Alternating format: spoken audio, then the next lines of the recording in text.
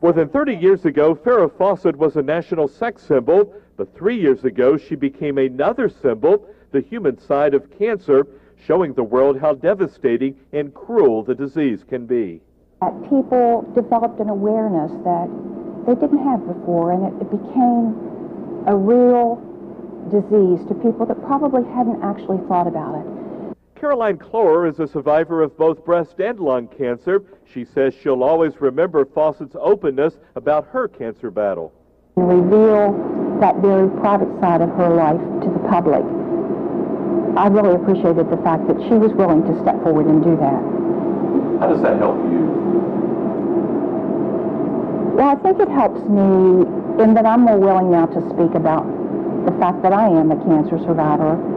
Fawcett's openness also showed how devastating the disease can be on a patient's family and that cancer is not a respecter of people. Well, it brings awareness, you know, that anyone can have this happen. You know, it can be your sister, your mother, a child, a celebrity, anyone gets this. While a celebrity making public their disease may not alleviate the pain and suffering, it does help to face it head on, realizing others are also suffering from the same sickness. With local news in Charleston, Gil McClanahan, 13 News. Witnesses say the victim was found shot in the driver's side of this Chrysler 300 at Crossroads Village Apartments in Nitro. Investigators are saying little about the incident, but several residents heard gunshots early Saturday morning.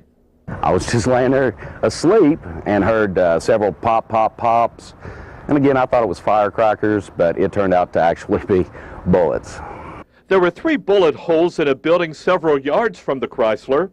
You know, because I seen the car, but I didn't know that the dude was shot. But then after I seen the crime scene unit, I was like, oh man. And then it's right in front of my apartment. So. Some say it's an unusual event for what they claim is a peaceful neighborhood. One lady who did not want to be identified says the shooting is the latest in a series of criminal activity that has many scared. When we first moved here, it was wonderful. Now, when your kids go out to play, I mean, you're out there every few minutes checking on them because you don't know who's coming through. You no longer know your neighbors. It made me scared because that bullet could have hit one of my babies. Yeah, it was scary. To ease their worried minds, many are now examining their options.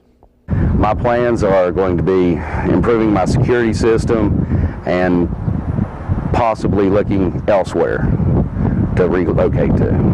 I'm ready to move. I am. I'm ready to move. Reporting in Kanawha County, I'm Gil McClanahan. Claycy Williams of the Gospel Harmony Boys is taking a trip down memory lane, remembering a friend.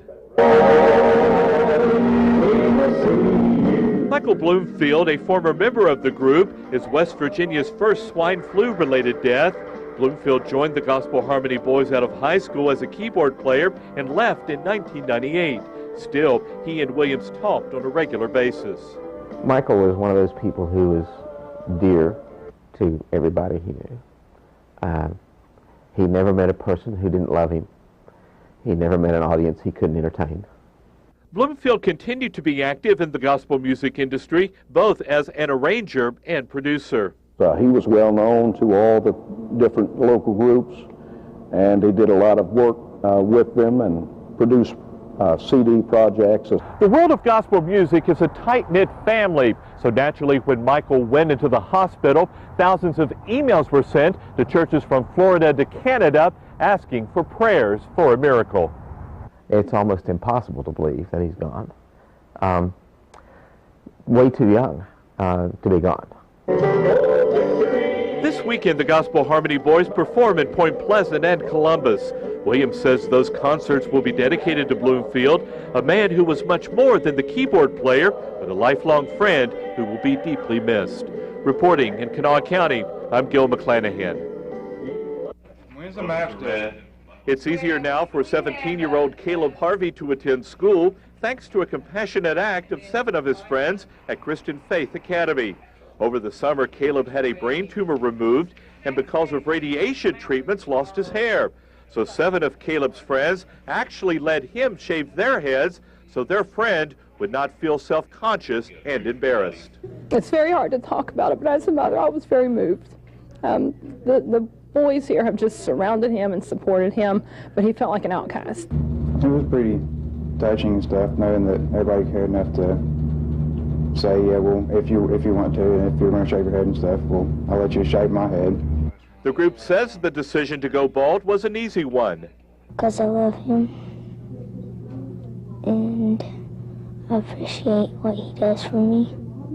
Administrators here say this group of 7 is learning a valuable lesson that can't be taught in the classroom. That lesson, the true meaning of friendship. I guess he's almost like a part of me. If something goes wrong with him, it's like I feel it too. And after we'd done that, he just felt like one of us. He happy and laughed and everything after that. He just felt normal after that. As long as Caleb has no hair, the group says they will remain bald, but the bond the group now shares is expected to last a lifetime.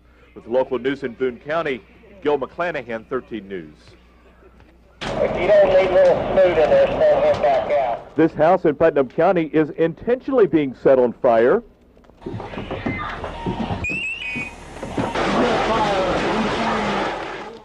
So firefighters can hone their skills in a modern structure.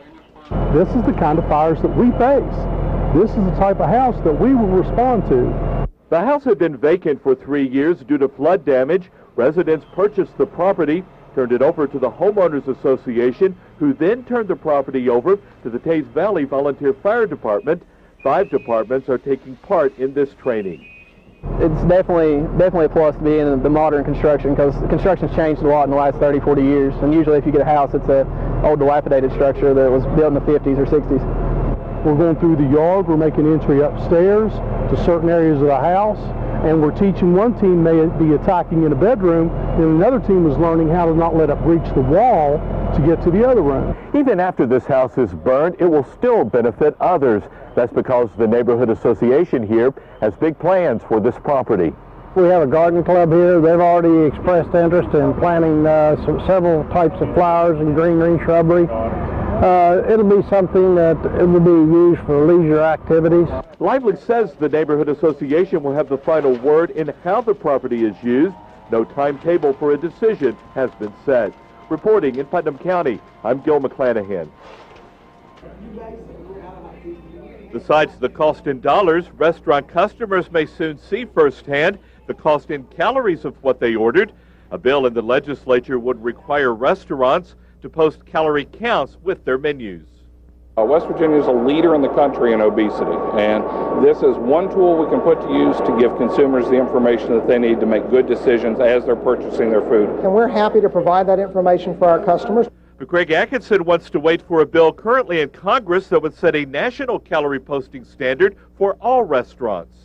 We would prefer to do it in the form of a chart that's in the order area or on the counter in some way, in a way that we could change things as we add new items. Yeah, I think it's good that they should have the calories listed, because there's a lot of people that do watch their weight.